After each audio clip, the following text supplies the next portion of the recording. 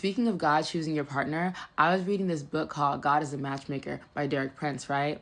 And in the book, at one point his wife is writing and she's like, she basically said that she would study her husband to see like what he could possibly need, right? So Derek Prince was a teacher and a preacher, and he traveled all over the world teaching and preaching the gospel. Lots of like long flights, 16-hour, 20-hour flights and stuff, right? And so she was saying that like in her carry-on bag, she would always have extra of whatever he could possibly need. Snacks, waters, whatever, right? Socks, just like random things that like you and I would never think of bringing for a person. That is an example of somebody being anointed to be your spouse.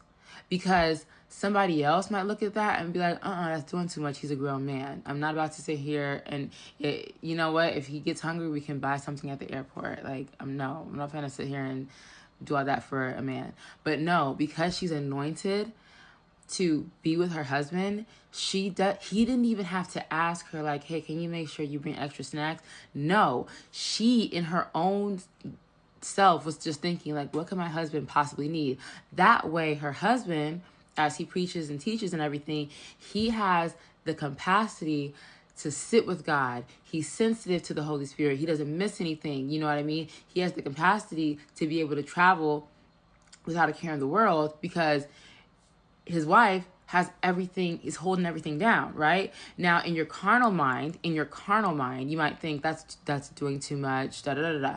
But no, that's literally that's God's hand working through a person, right? So you might not be a preacher that has to travel the world, right? But at the same time, you may be a business owner. So you're gonna want a partner that is looking at you one day and says, have you eaten today? You've been eating all day. Here, and hand you some food, right? You might want a partner that that's like, oh, like your car was a mess, I took it and I got it cleaned, right? Like some of the things that you want in relationships and you just feel so irked that you're not getting it, it's not necessarily that you're so extra. It's just that you're dealing with people that you're dealing with a person that's not anointed to be with you. You know what I mean? So it's like in your head, you're like, dang, like, why did I have to ask this guy to do X, Y, and Z?